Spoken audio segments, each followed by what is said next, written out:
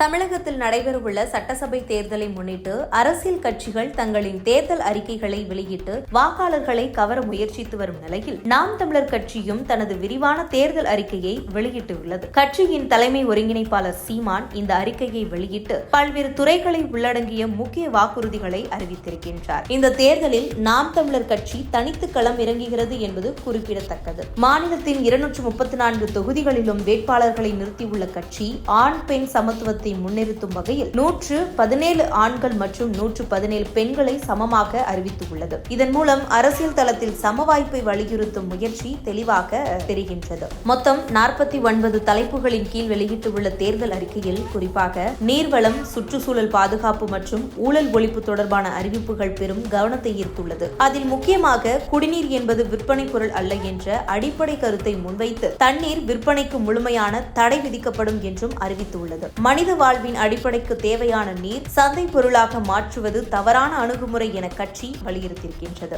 மேலும் நிலத்தடி நீரை அதிகமாக உறிஞ்சி விற்பனை செய்யும் தனியார் நிறுவனங்களுக்கு முழுமையான தடை விதிக்கப்படும் என்றும் அவற்றுடன் செய்யப்பட்டுள்ள ஒப்பந்தங்கள் அனைத்தும் ரத்து செய்யப்படும் என்றும் தெரிவிக்கப்பட்டுள்ளது. ஆழ்துளை குழாய்கள் மூலம் கட்டுப்பாட்டின்றி நீர் எடுப்பது ஒழிக்கப்படும் என்றும் நீர் தட்டுப்பாடு அதிகமாக உள்ள பகுதிகளில் புதிய நீர்வரத்து திட்டங்கள் உருவாக்கப்படும் என்றும் அறிக்கையில் குறிப்பிடப்பட்டுள்ளது. சுற்றுச்சூழல் பாதுகாப்பை முன்னிலைப்படுத்தும் வகையில் ஆறுகள், ஏரிகள், குளங்கள் போன்ற நீர்நிலைகளில் கழிவுநீர் கலப்பதை முற்றிலும் தடுக்க நடவடிக்கை எடுக்கப்படும் என்றும் வாக்குறுதி அளிக்கப்பட்டுள்ளது. குறிப்பாக ஆற்றங்கரையோரங்களில் தொழிற்சாலைகளுக்கு அனுமதி வழங்கப்படாது என்றும் ஏற்கனவே இயங்கி வரும் தொழிற்சாலைகள் கழிவுநீர் சுத்திகரிப்பு முறைகளை முறையாக பின்பற்றாவிட்டால் அவற்றின் உரிமம் உடனடியாக ரத்து செய்யப்படும் என்றும் எச்சரிக்கப்பட்டுள்ளது. நீர்நிலைகளை பாதுகாக்கும் முயற்சியாக ஏரிகள், கம்மாய்கள், குளங்கள் ஆகியவை தூர்வாரப்பட்டு புதுப்பிக்கப்படும். அவற்றின் கரைகள் வலுப்படுத்தப்பட்டு சுற்றுச்சூழலுக்கு உகந்த மரங்கள், அதாவது பனை, வேம்பு, புங்கை,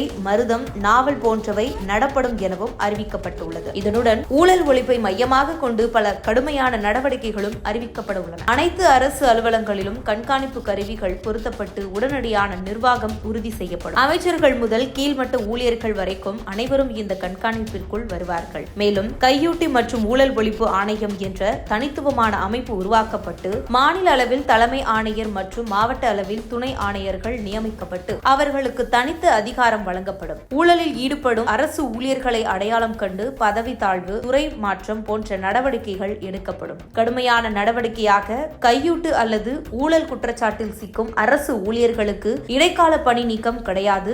விசாரணையில் குற்றம் நிரூபிக்கப்பட்டவுடன் உடனடியாக நிரந்தர பணி நீக்கம் செய்யப்படும் என்றும் அறிவிக்கப்பட்டுள்ளது. அதேபோல் அந்த ஊழியர்களின் குடும்பத்தினருக்கு அரசு சலுகைகள் மற்றும் வேலை வாய்ப்புகள் வழங்கப்பட மாட்டாது என்பதும் குறிப்பிடத்தக்கது. ஊழலை தடுக்கும் வகையில் சேவை உரிமை சட்டம், ரைட் டு சர்வீஸ் உடனடியாக அமல்படுத்தப்படும் என்றும் புகார் அளிப்பவர்களின் அடையாளம் பாதுகாக்கப்படும், சட்ட ரீதியான பாதுகாப்பும் வழங்கப்படும் என்றும் உறுதியளிக்கப்பட்டுள்ளது. மொத்தத்தில் நீர்வள பாதுகாப்பு மற்றும் ஊழல் ஒழிப்பை மையமாக கொண்டு உருவாக்கப்பட்டுள்ள இந்த தேர்தல் அறிக்கை வழக்கமான அரசியல் வாக்குறுதிகளை கடந்த ஒரு தீவிரமான கொள்கை ஆவணமாகவே பார்க்கப்படுகின்றது. இதனால் வாக்காளர்களிடம் இது எவ்வாறு தாக்கம் ஏற்படுத்தும் என்பதும் அரசியல் வட்டாரங்களில் எதிர்பார்ப்பை உருவாக்கி இருக்கின்றது. இது குறித்து உங்களுடைய கருத்துக்களை கமெண்ட் பாக்ஸில் கமெண்ட் பண்ணுங்க.